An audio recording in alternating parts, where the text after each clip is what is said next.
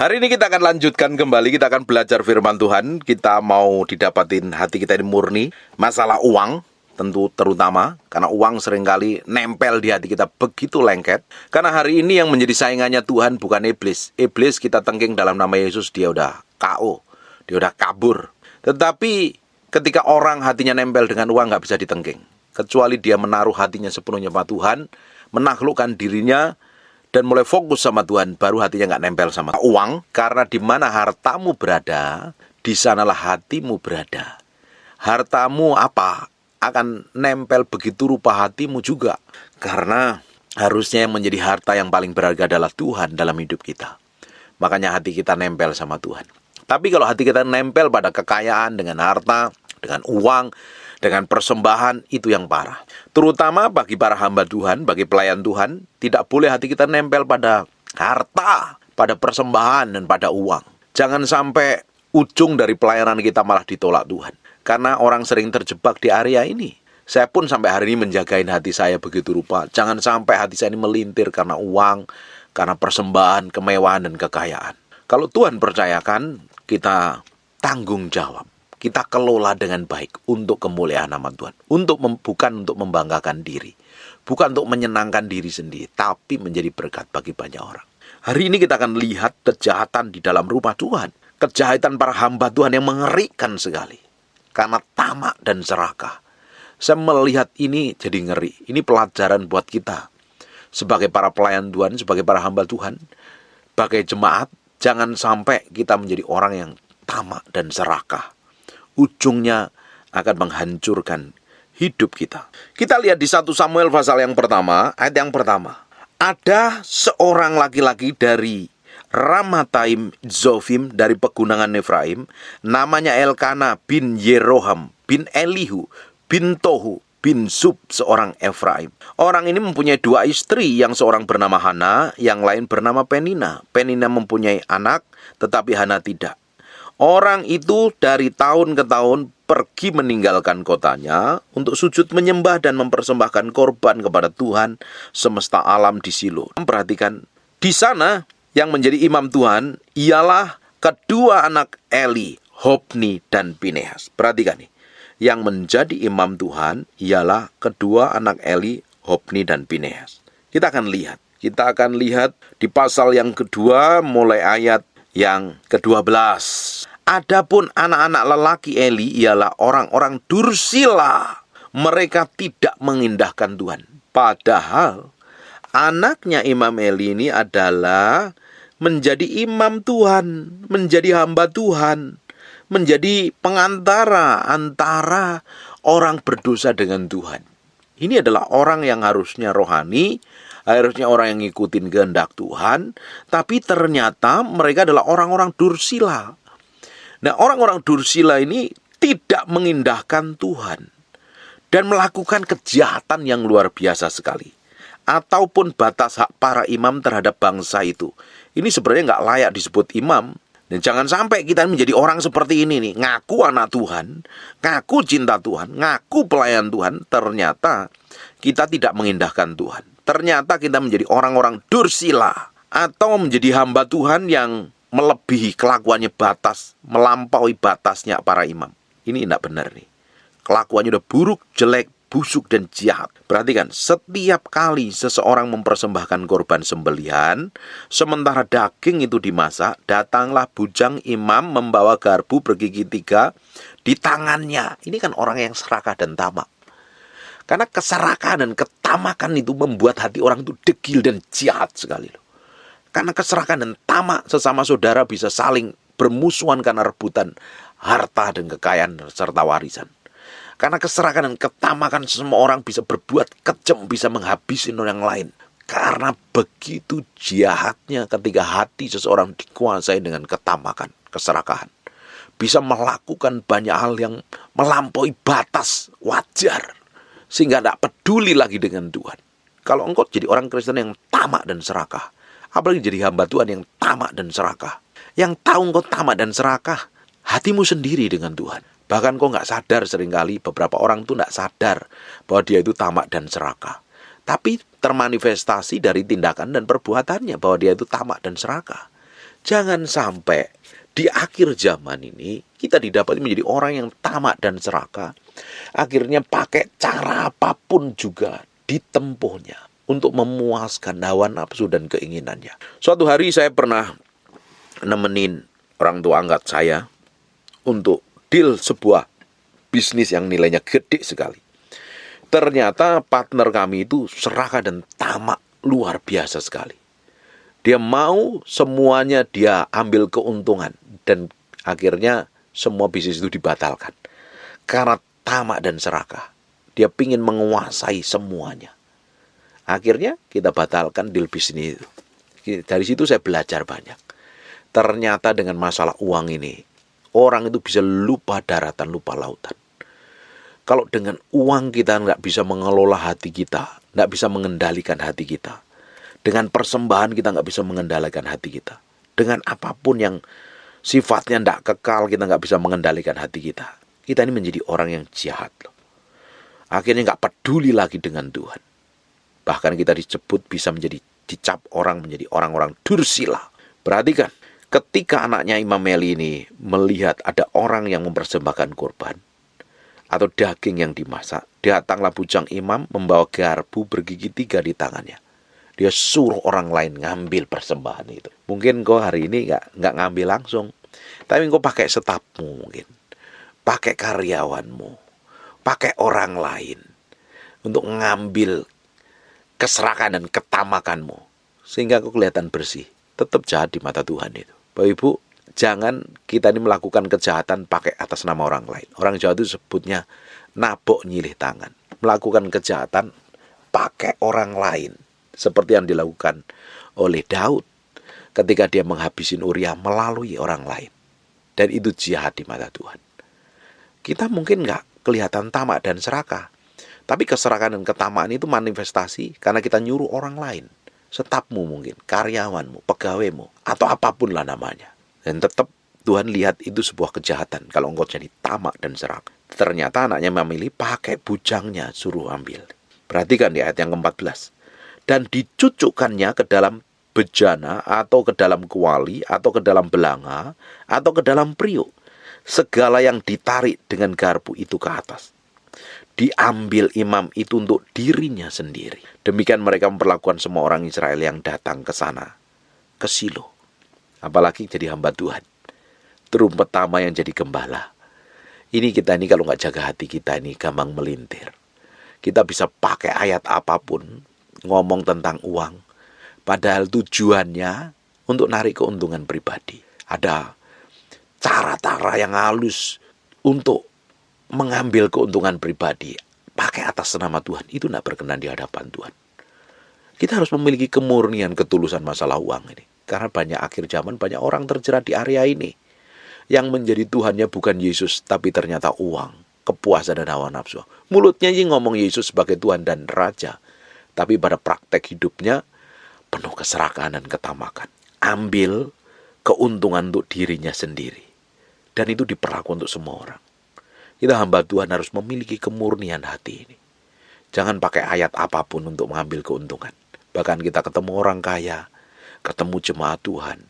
Jangan kita minta belas kasihan. Minta sumbangan, kasih proposal. Memalukan sekali. Saya punya prinsip kalau saya dipanggil sebagai hamba Tuhan. Tuhan yang gaji saya. Tuhan yang cukupin kebutuhan saya. Di sisi lain saya juga harus bertanggung jawab dengan apa yang Tuhan percayakan sama saya. Saya kembangkan skill saya. Dan saya nggak perlu minta belas kasihan orang lain. Apalagi minta belas kasihan. Hidup dari persembahan. Itu sangat mengerikan sekali. Bagaimana kita ngomong tentang cinta Tuhan dan mengasihi Tuhan. Tapi hidup kita bergantung dengan persembahan orang. Belas kasihan orang. Tuhan pasti cukupi. Tuhan pasti cukupi. Apalagi orang-orang yang pakai dengan cara apapun. Untuk narik uang jemaat untuk kepentingan diri sendiri. Itu tidak benar, itu jahat di hadapan Tuhan. Buat apa sih kita ngumpulin uang? Buat apa rekening di dalam gereja kita ini gede, tapi jemaat kita melarat, kekurangan, keleleran, menderita? Buat apa? Bukankah itu malah tidak berkenan di hadapan Tuhan? Bukankah uang persembahan harus dipakai untuk kebutuhan jemaat? Bukan ditaruh deposito, apalagi diinvestasikan kepada Investasi bodong itu yang paling konyol sekali. Karena ada beberapa kejadian beberapa tahun yang lalu. Ada uang persembahan yang dipersembahkan untuk investasi dan sekarang hangus. Kan itu menyedihkan sekali. Dia pikir Tuhan nggak tahu. Memang jemaat mungkin nggak tahu, tapi kan Tuhan tahu, selidikin sampai kedalaman batin. Apakah kita bisa lepas dari tanggung jawab? Kita akan mempertanggungjawabkan di hadapan Tuhan. Makanya ini kita harus memiliki kemurnian hati. Memiliki kemurnian hati. Jangan sampai kita melakukan hal yang jahat. Bagaimana mungkin kita bisa mengajarkan kemurnian hati kalau pendetanya jahat, serakah, dan tamak? Ambil keuntungan semuanya. Memang Tuhan pelihara, Tuhan berkatin. Tuhan kirim orang-orang tertentu memberkatin kita. Tapi berkat bukan tujuan utama kita. Tuhan yang harus menjadi tujuan utama. Banyak orang yang dulunya waktu kecil memiliki kemurnian hati melayani Tuhan. Jadi hamba Tuhan yang tulus. Ketika sudah diberkatin, bikin gereja-gerejanya banyak, jemaatnya banyak, orang kaya datang. Hatinya sudah melintir dengan uang dan persembahan, dengan kekayaan. Akhirnya apa? Apakah benar itu di hadapan Tuhan? Bagaimana mungkin hamba Tuhan bisa ngomong tentang kemurnian hati, tentang kesucian dan ketulusan, tapi hatinya penuh dengan keserahan dan ketamakan? Jangan sampai hati kita nih melintir, bengkok, nggak murni lagi gara-gara uang, gara-gara persembahan. Ini anak-anak Imam Eli ini melakukan kejahatan, ngambil keuntungan untuk dirinya sendiri. Dirinya sendiri. Makanya Tuhan selidikin hatimu. Kita perlu membangun hubungan intim dengan Tuhan. Kalau hubungan kita ini benar dengan Tuhan, hati kita dibenerin Tuhan. Yang bengkok, yang jahat, yang degil, yang tamakan diurusin Tuhan. Kalau hubungan kita benar dengan Tuhan. Tapi kalau hubungan kita ini tidak benar dengan Tuhan, pasti hubungan kita dengan orang lain tidak benar. Masalah kita ngelola keuangan juga nggak benar. Motivasi hati kita juga nggak benar. Kita lanjutkan lagi. Perhatikan di ayat yang ke-15. Bahkan sebelum lemak dibakar, pada lemak itu untuk Tuhan, untuk persembahan untuk Tuhan, bujang imam itu datang lalu berkata kepada orang yang mempersembahkan korban itu, berikanlah daging kepada imam untuk dipanggang. Sebab ia tidak mau menerima daripadamu daging yang dimasak, hanya yang mentah saja. Ini kan jahatnya. Ini udah keterlaluan, serakah dan tamaknya ini loh. Ini orang ngambil keuntungan hanya untuk memuaskan hawa nafsunya. Tidak heran Imam Eli itu kegendutan ini. Banyak makan daging juga saya rasa. Makanya ketika dia jatuh dari bangkunya lehernya patah, nggak bisa gerak. Kegemukan, banyak makan lemak mungkin. Ini imam yang harusnya memiliki kemurnian ketulusan hati di hadapan Tuhan. Ternyata serakahnya bukan main. Uang persembahan digagahin. Daging persembahan digagahin. Uang persepuluhan digagahin. Apalagi persembahan apapun digagahin. Tidak peduli lagi dengan kebutuhan jemaat. Yang perlu kita bangun adalah hal yang kekal, bukan hal yang tidak kekal. Jangan sampai, karena hamba Tuhan tahu firman, jangan sampai firman itu dimanipulasi hanya untuk kepentingan sendiri, hanya untuk kepuasan hawa nafsu, hanya untuk ngambil keuntungan dari jemaat. Ini tidak benar di hadapan Tuhan. Kita lanjutkan di ayat 16. Apabila orang itu menjawabnya, bukankah lemak itu harus dibakar dahulu, kemudian barulah ambil bagimu sesuka hatimu? Maka berkatalah ia kepada orang itu, sekarang juga harus kau berikan. Kalau tidak, aku akan mengambilnya dengan kekerasan. Bayangin ini, ngancem. Minta persembahan ngancem nih. Kalau kamu gak ngasih persembahan, kamu masuk neraka. Udah gak benar itu. Kalau ada hamba Tuhan deketin orang-orang kaya atau deketin hidupmu hanya minta persembahan, tinggalkan. Tinggalkan. Motivasinya hatinya hanya duit. Motivasinya hanya untuk kepuasan hawa nafsunya sendiri. Keserakahan. Kalau ada hamba Tuhan datang minta proposal, tanya Tuhan.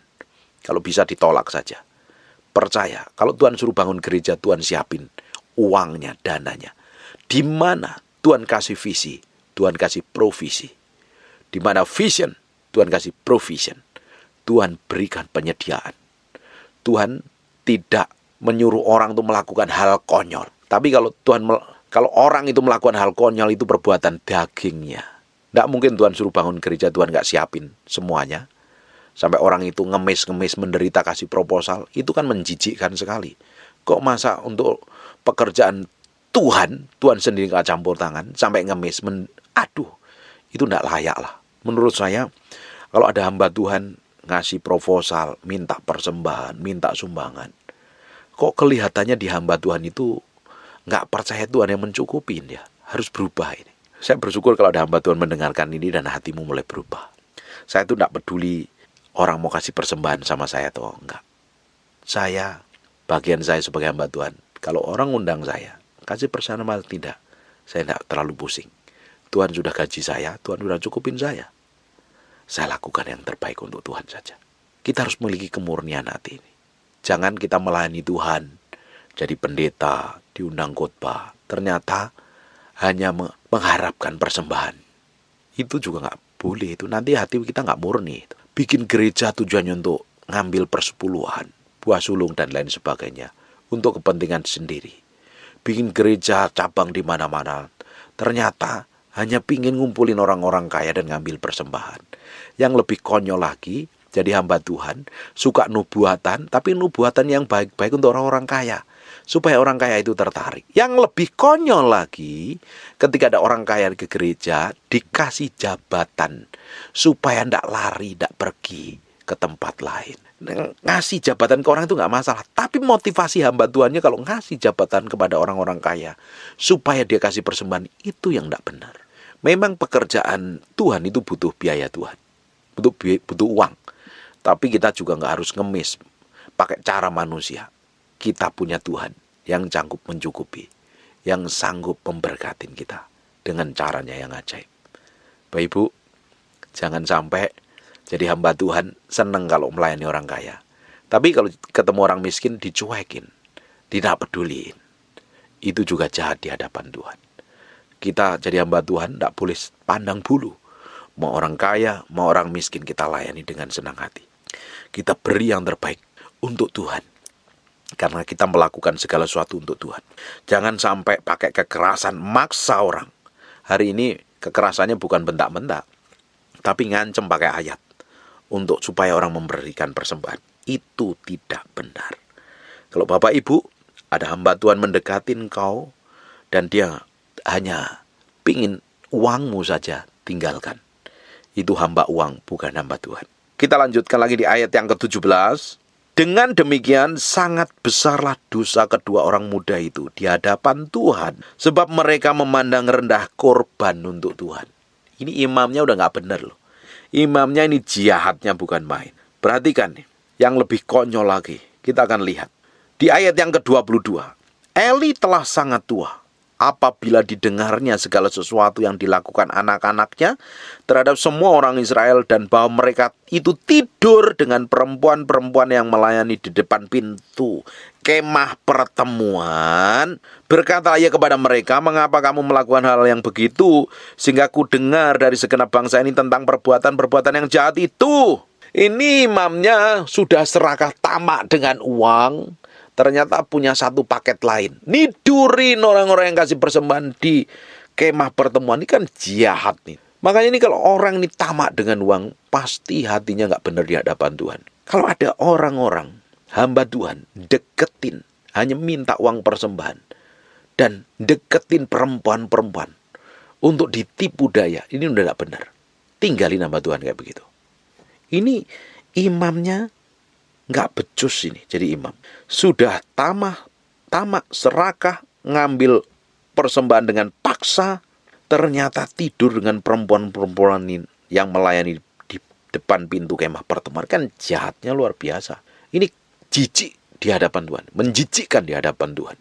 Ini nggak benar nih di hadapan Tuhan. Karena kita lihat kasus-kasus hamba Tuhan yang masuk dalam penjara. Ternyata mereka punya kasus-kasus penyimpangan seksual yang menjijikkan. Coba perhatikan mereka, hidupnya tamak serakah masalah uang. Ternyata ini persis seperti yang dialami oleh anak-anak Imam Eli ini. Kalau ada hamba Tuhan tamak serakah, penuh kerakus, pingin kekayaan, pingin harta, dan ternyata mereka juga gak benar masalah hubungan seksual. Mereka punya penyimpangan seksual. Ya, kita lihat aja berapa kali hamba Tuhan masuk penjara di Indonesia ini. Banyak kan? Kenapa mereka melakukan seperti itu? Karena motivasi hatinya bukan untuk Tuhan, bukan untuk kemuliaan nama Tuhan, tapi untuk sesuatu yang duniawi. Kita akan lanjutkan lagi apa yang dilakukan Imam Eli ketika Imam Eli mendengar anak-anaknya tidur dengan perempuan dan melakukan kejahatan. Berkatalah ia kepada mereka, Imam Elinya ngomong begini, "Mengapa kamu melakukan hal begitu? Sehingga kau dengar dari segenap bangsa ini tentang perbuatan-perbuatanmu yang jahat. Jangan begitu anak-anakku, bukan kabar baik yang kudengar. Itu bahwa kamu menyebabkan umat Tuhan melakukan pelanggaran. Karena imamnya bikin pelanggaran, serakah dan tamak. Dan nidurin perempuan. Akhirnya umat punya juga bikin pelanggaran. Kita mesti tahu kepada siapa kita belajar. Mentormu siapa, hamba Tuhan seperti apa. Kau mesti tahu. Harus belajar sama hamba Tuhan yang memiliki kemurnian. Hari ini banyak dibangkitkan hamba Tuhan yang hatinya murni tulus kok. Tidak perlu khawatir. Di akhir zaman ini, sampai hari ini pun, di Indonesia sedang dibangkitkan hamba-hamba Tuhan yang murni hatinya. Banyak sekali. Dengerin pengajaran mereka, belajar sama mereka. Dengerin khotbahnya, pasti akan mengubahkan. Tapi hamba-hamba Tuhan yang jahat pun juga banyak. Pasti Tuhan akan urusin mereka. Tak perlu khawatir. Kita harus peka, kita harus bisa membedakan. Jangan sampai kita belajar dengan hamba-hamba Tuhan yang hidupnya bejat, ngawur. Nanti kamu juga terjebak di dalamnya. Di ayat yang ke-25 perhatikan. Jika seorang berdosa terhadap seorang yang lain, maka Allah yang mengadili. Tapi jika seorang berdosa terhadap Tuhan, siapakah yang menjadi perantara baginya? Tetapi tidaklah didengar mereka perkataan ayah itu, sebab Tuhan hendak mematikan mereka. Tidak diomongin, hatinya terlalu degil. Nggak bisa dinasihatin, nggak bisa ditegur, nggak bisa dikasih tahu. Serahin aja sama Tuhan. Tuhan akan berurusan dengan mereka. Kalau imamnya saja melakukan dosa, bagaimana dengan jemaatnya? Harusnya imamnya jadi pengantara antara jemaat dengan Tuhan, jemaat yang berdosa dengan Tuhan. Ternyata jemaatnya melakukan dosa, imamnya melakukan dosa. Ya 11-12 akhirnya. Ya hancur, sesat namanya. Makanya jadi hamba Tuhan harus memiliki kemurnian hati. Kalau tidak, ujungnya kita akan berurusan dengan Tuhan. Kita akan lihat di ayat yang ke-30. Ketika melihat seperti itu, akhirnya Tuhan ngomong sama Imam Eli. Sebab itu demikianlah firman Tuhan Allah Israel, sesungguhnya aku telah berjanji, keluargamu dan kaummu akan hidup di hadapanku selamanya. Kalau hidupnya takut akan Tuhan, ternyata didapati hidupnya busuk dan jahat. Makanya rencana Tuhan yang besar itu bisa kita gagalkan karena sikap kita, kelakuan kita, karakter kita yang buruk. Kalau kita bisa hidup sesuai dengan kehendak Tuhan, berjalan dengan ketetapan Tuhan, kita akan menikmati semua janji Tuhan. Kita lanjutkan. Demikianlah firman Tuhan. Jauhlah hal itu daripadaku, sebab siapa yang menghormati aku akan kuhormati. Kalau kita menghormati Tuhan, Tuhan akan hormatin kita. Tapi siapa yang menghina aku akan dipandang rendah. Sesungguhnya akan datang waktunya, aku akan mematahkan tangan kekuatanmu dan tangan kekuatan kaummu, sehingga tidak ada seorang kakek dalam keluargamu. Ini akhirnya dibinasakan Tuhan loh. Kita lihat di ayat 34 apa yang terjadi. Inilah yang akan menjadi tanda bagimu, yakni apa yang akan terjadi pada kedua anakmu, Hofni dan Pinehas. Pada hari yang sama keduanya akan mati. Ketika Hofni dan Pinehas mati, akhirnya Tuhan mengangkat orang lain, namanya Samuel. Akhirnya apa yang terjadi Bapak Ibu? Setelah kejadian ini, tabut Tuhan dirampas di 1 Samuel pasal yang keempat. Kenapa tabut Tuhan dirampas? Karena berbuat jahat imamnya.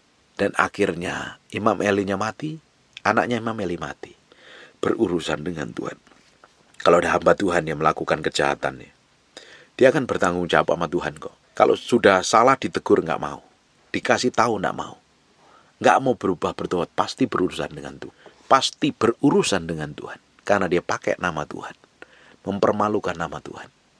Makanya di Matius dijelaskan, aku sudah bernubuat, menyembuhkan orang sakit, mengusir setan-setan. Tapi ternyata Tuhan nggak berkehendak, aku nggak berkenan kepadamu, nyala dari hadapanku karena engkau pembuat kejahatan. Ternyata yang punya label hamba Tuhan, tanggung jawabnya gede, urusannya sama Tuhan.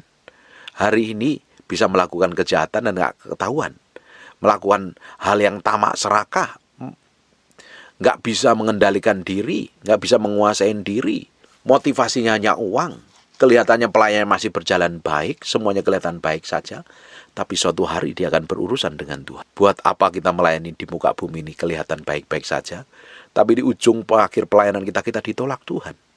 Bukankah yang kita kejar adalah perkenanan Tuhan? Didapati menyenangkan hati Tuhan. Buat apa kita sudah rajin ibadah, rajin ke gereja, rajin memberi persembahan, ternyata ujung hidup kita ditolak Tuhan. Percuma dan sia-sia. Lebih baik kita berurusan dengan Tuhan hari ini. Kalau masih ada kejahatan, ketamaan, keserakahan yang tidak benar, izinkan Tuhan mencabut sampai ke akar-akarnya. Dan Tuhan memulihkan hidupmu, sadar diri, bertobat. Tuhan akan bawa hidupmu mengalami kemenangan demi kemenangan. Dan ujung hidupmu akan didapatin berkenan di hadapan Tuhan. Kita melayani Tuhan. Tidak hanya sekedar fisik yang menylayani. Hatimu juga harus didapatin berkenan di hadapan Tuhan. Menyenangkan hati Tuhan. Amin. Saya berdoa apa yang saya sampaikan ini memurnikan hati kita sampai kedalaman batin kita. Saya pun sampai hari menjagain hati saya begitu rupa. Jangan sampai melintir. Jangan sampai jual pengurapan dengan uang. Dengan ketamaan dan keserakahan, dengan sifatnya tidak kekal. Amin. Tutup matamu, tutup Alkitabmu, kita berdoa. Bapak, terima kasih buat firman-Mu. Kami kembalikan segala pujian, hormat, pengagungan buat Raja kami yang maha mulia. Materaikan firman dengan darah anak domba, firman nempel dalam hati kami, terpahat dalam lubuk batin kami. Hamba-Mu berdoa setiap orang yang rajin mendengar firman yang Hamba-Mu sampaikan, Tuhan berkati. Tuhan berkati. Tuhan berkati. Anak, cucu, istri, suami, menantu, diberkatin semuanya. Hamba-Mu berdoa untuk orang yang sakit dan mengalami kelemahan tubuh oleh bilur Yesus, oleh darah Yesus, jadilah engkau tahir, jadilah engkau sehat, jadilah engkau sembuh. Jadi seperti aku doakan dan katakan, dalam nama Yesus kami kembalikan segala pujian, hormat, pengagungan buat Raja kami yang maha mulia. Dalam nama Yesus, haleluya, amin, and God bless you. Percuma kalau kita datang ibadah ini, kalau Bapak Ibu nggak terima sesuatu. Bapak Ibu akan terima sesuatu ketika roh Tuhan mengurapimu. Engkau pulang jadi orang yang diurapin Tuhan. Bangkit beri sama-sama.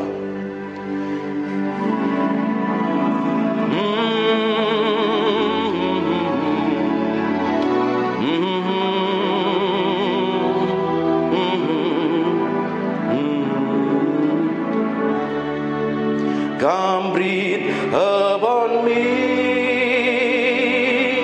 breath of God, breathe upon me, Spirit of the Lord, as I lift my hand in surrender. Tutup matamu dan sembah. To your name, Most High. I'm yielding to your spirit, walking in your love. Jesus, I adore. Jesus, I adore. Jesus, I adore your holy name. Come breathe upon me, breath of God. Breathe upon me, Spirit of the Lord, as I lift my hand in surrender to your name, Most High. I'm yielding to your spirit, walking in your love. Jesus, I adore. Jesus, I adore. Jesus, I adore your holy name. sante kini. Terus Tuhan. Inaralamaya siribini mianamu, ini miana naralamu. Terus angkat suaramu sembah Dia. Maka namanya sirimiana nama. Terus sembah Dia. Nyanyikan mazmur yang keluar dari hatimu, sembah Dia.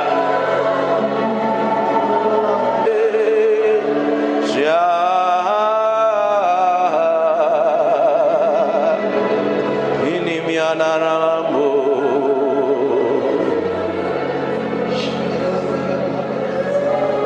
Terus Tuhan, biar pengurapan-Mu turun dalam ruangan ini. Buat sesuatu yang berbeda siang hari ini. Bukan karena kami, tapi karena Engkau. Hadirat-Mu memenuhi orang yang haus dan lapar akan Engkau. Urapan-Mu sedang turun dalam ruangan ini. Terus semakin kuat. We thank you, we praise you, we adore you. We thank you, we praise you, we adore you. Terima kasih siang hari ini. Terima kasih Tuhan. Terima kasih. Terima kasih.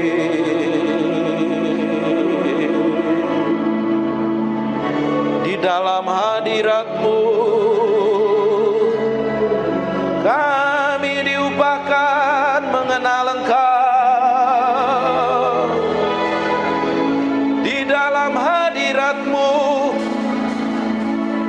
kami mencintai-Mu.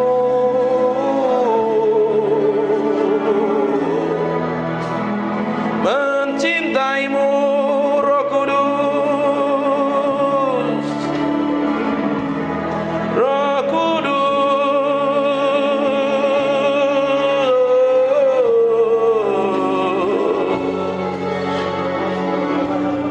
We love you. We praise you, we adore you.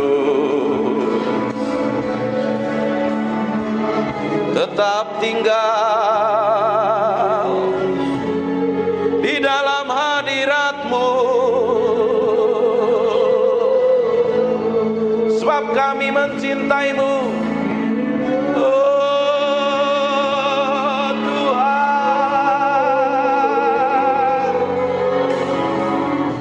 Tuhan, Tuhan.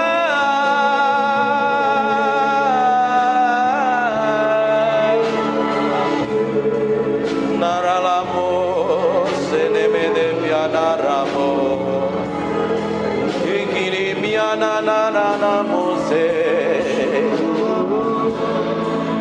ikiri miananamo so.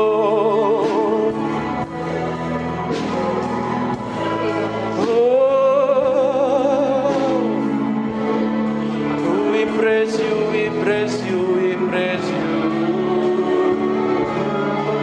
We praise you, we praise you.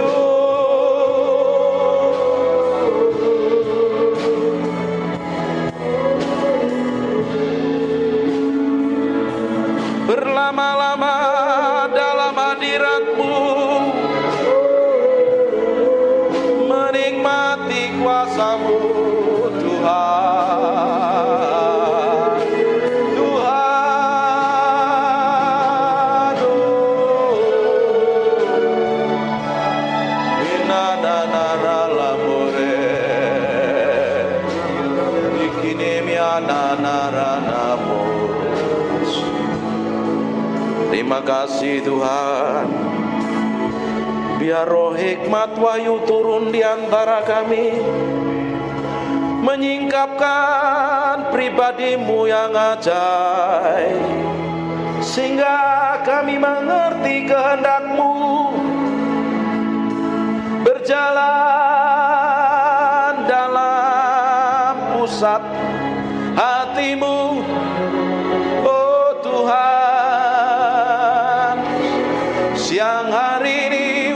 kami semua tanpa terkecuali, kami adalah orang yang mencintaimu dan mengasihimu.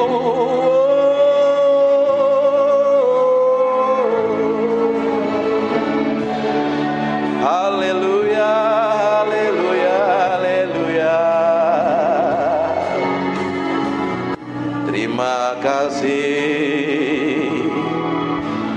Yang merasakan hadirat Tuhan kasih tepuk tangan yang meriah. Hanya untuk Raja yang mulia. Haleluya. Amin. Silakan duduk dalam hadirat Tuhan. Tutup matamu, disembah Tuhan. Aku impartasikan apa yang aku punya yang datangnya daripadamu itu. Dalam nama Yesus. Aku impartasikan urapan itu. Kerinduan, kelaparan, haus akan pribadimu sendiri. Setiap orang yang siang hari ini memberi hatinya, Tuhan jamah, Tuhan jamah, Tuhan jamah, Tuhan jamah, Tuhan jamah, Tuhan jamah, Tuhan jamah. Tuhan perlengkapi orang-orang ini dengan pengurapan secara ilahi dalam nama Yesus. In Jesus name. In Jesus name. In Jesus name. Tuhan pakai orang-orang ini menjadi hamba-hamba Tuhan yang memberi dampak secara ilahi dalam nama Yesus. Dalam nama Yesus. Then sing my soul, my Savior God to thee. Aku berdoa setiap orang dalam ruang ini diberkati Tuhan tanpa terkecuali. Setiap orang hamba-hambamu ini diberkati Tuhan, pulang membawa berkat ilahi. Hamba berdoa apa saja yang dikerjakan tangannya Tuhan bikin berhasil. Pelayannya tambah hari tambah naik terus, tambah diurapin terus. Dikirim jemaat baru dari barat, timur, utara, selatan. Dibikin sukses dan berhasil. Dan sampai garis akhir kami semua didapati menjadi orang yang berkenan di hadapan Tuhan. Terima kasih Tuhan tanpa terkecuali. Anugerahmu, kemurahanmu melimpah-limpah untuk orang yang kau kasih ini, orang yang setia melayani ini. Dalam nama Tuhan Yesus Kristus. Terima kasih Tuhan. Terima kasih. Aku berdoa biar anugerah dan kemurahan-Mu melimpah-limpah dalam nama Tuhan Yesus. Pulang bawa berkat ini dan anugerah kemelimpah-Mu melimpah-limpah. Semua yang diberkati Tuhan katakan amin. God bless you.